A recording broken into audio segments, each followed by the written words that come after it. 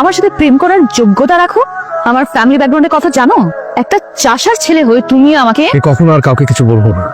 কোথায় যাচ্ছ? বসো বস, কিছু না খেয়ে যাবে? আচ্ছা, আপনি বারবার আমাকে ফোন করেন না।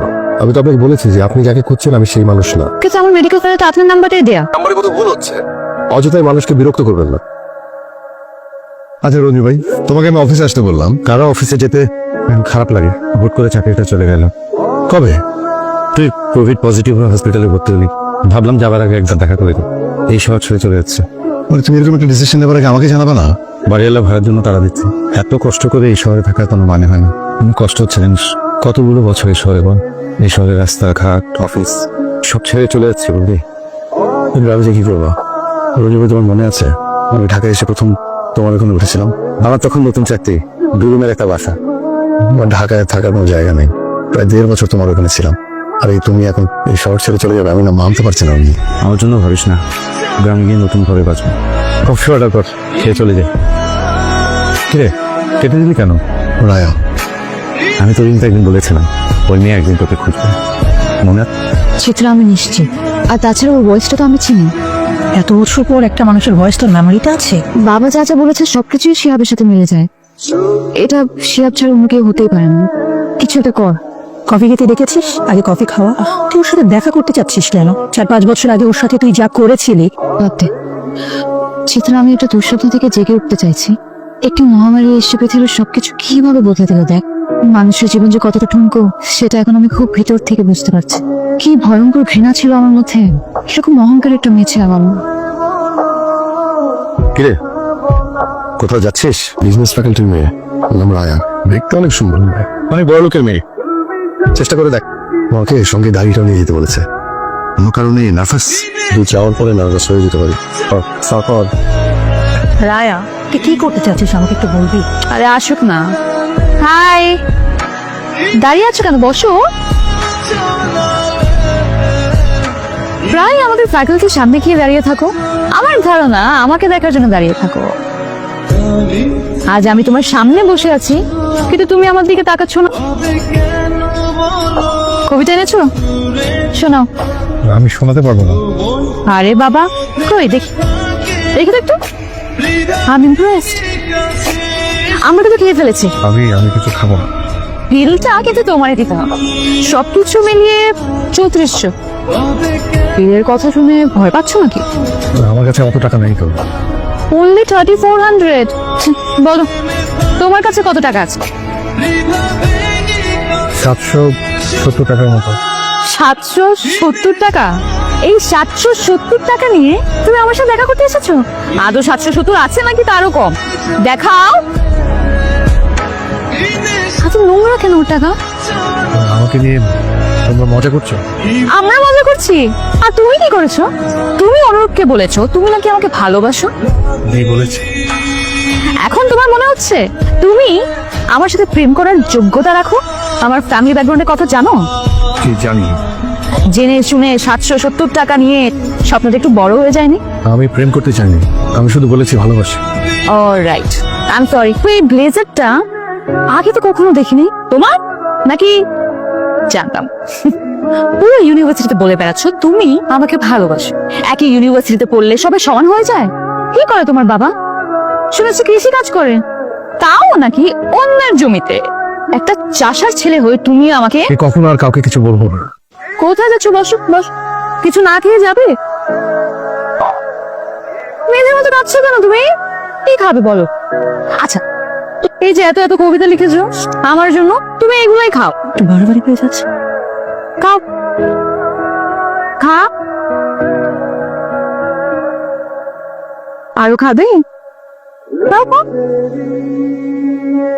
শিহাব, সেই কখন থেকে জানালার কাছে দাঁড়িয়ে আছিস? বড় লোকের মেয়ের সঙ্গে ডেটিং করতে গিয়েছিস, কই এসে তো কিছু বললি না? রঞ্জু ভাই, আমি তো একটা চাষার ছেলে। একটা চাষার ছেলে হয়ে এত বড় লোকের মেয়ের সাথে প্রেম করার স্বাদ আমার কি করে হলো? আমি এত বড় ভুল কি করে করলাম?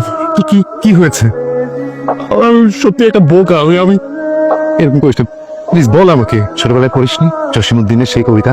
এই গায়ের এক চাষার ছেলে, লম্বা মাথার চুল, কালো মুখে কালো ভ্রমর, কিসের রঙিন ফুল, জালি লাউয়ের ডগার মতো বাহু দুখান সরু, জনম কালো মরণ কালো কালো ভুবনময়, চাষিদের ওই কালো ছেলেই সব করেছে জয়। সব করেছে জয়। একদিন ওই মেয়ে এই চাষার ছেলের পথ চেয়ে বসে থাকবে।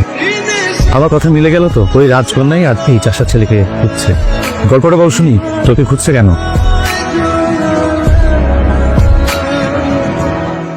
ঝিমলি, সামনে মাসে করোনা রোগী আমার শিহাব হাসপাতালে আছে।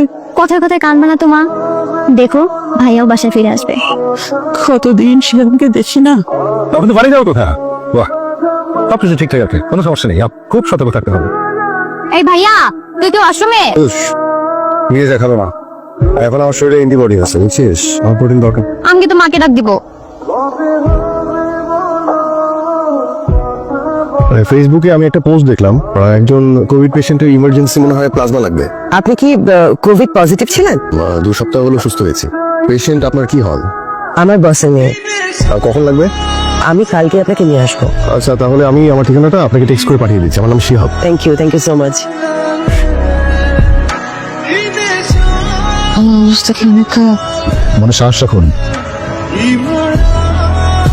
আপনাদের একটা গুড নিউজ আছে, প্লাজমা ডোনার পাওয়া গেছে। আমাকে তাহলে বাসায় নামিয়ে দিন। স্যার একবার আপনার সঙ্গে দেখা করতে চান। কেন? স্যার হয়তো আপনাকে সামনাসামনি থ্যাঙ্কসটা দিতে চাইছেন। ঠিক আছে। Good afternoon. আসসালামু আলাইকুম। আমার মেয়ের ছবি, একমাত্র মেয়ের ছবি, যার জন্য আপনি প্লাজমা দিয়েছিলেন। Thank you. আপনার জন্য কিছু করতে পারলে আমার ভালো লাগবে। কোনো কিছু পাওয়ার উদ্দেশ্যে আপনার মেয়েকে প্লাজমা দিই। এই 2 সপ্তাহ আগে আমি সেখানে ভর্তি ছিলাম। আমার জন্য যদি কারো জীবন বাঁচে, সেই জায়গা থেকে আসলে প্লাজমাটা দেয়া। তবু আমি যদি তোমার জন্য কিছু, সরি, তোমাকে তুমি করে বলতে পারি? নিশ্চয়ই পারেন।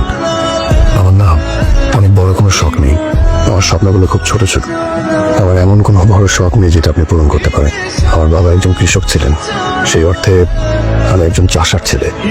তুমি কি কোনো কারণে আমার উপরে রেগে আছো? না। হ্যাঁ, তাই তো।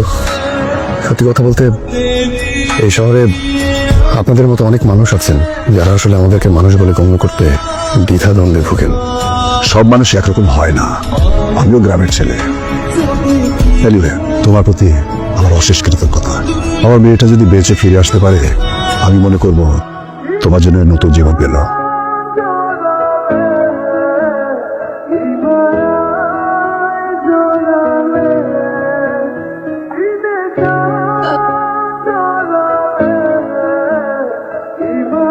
শিয়া বলছেন?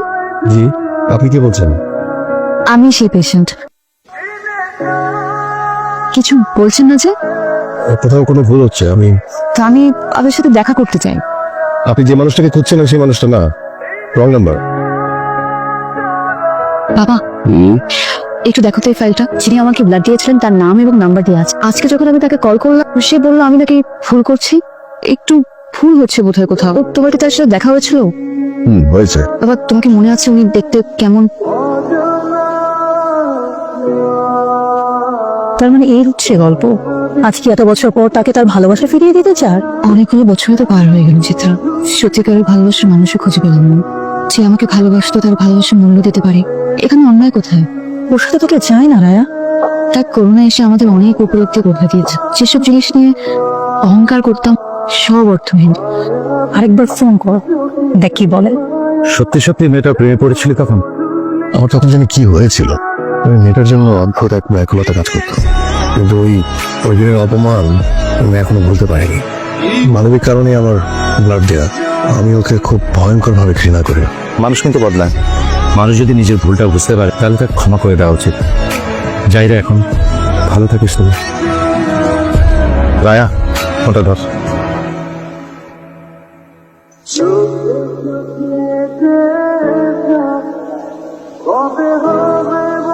কেমন আছো শিয়া? আমাকে চিনতে পারছো তো? চিনতে পারবো না কেন? ব্লাড দেওয়ার সময় জানতে না যে আমি পেশেন্ট? না, জানতাম না। পরে তোমার বাবার সঙ্গে দেখা করতে যেয়ে তোমার ছবি দেখেছি। জানলে ব্লাড দিতে না? আমি অতটা অমানুষ না। জীবন বাঁচাতে গিয়ে শত্রু মিত্র কেন ভাববো? আমি তো মানুষ। অবশ্য তোমার চোখে হয়তো এখনো সামান্য চাষার ছেলে। Shiyab, I am sorry. আমি জানতাম এতটুকু বলার জন্য এসেছো। এরপরে যেটা বলবার সেটাও জানি। আমাকে কি এখনো আগের মতোই ঘৃণা করো? আমি যে নতুন একটা স্বপ্ন দেখছি, আর আমার এই স্বপ্নটাকে শুধু তুমি পূরণ করতে পারবে। আমাকে নেবে তোমার সঙ্গে, সে জীবনটা আমি তোমার সাথে কাটাতে চাই। আগেও সিনক্রেট করেছ, আজকেও সিনক্রেটই করছো। আসে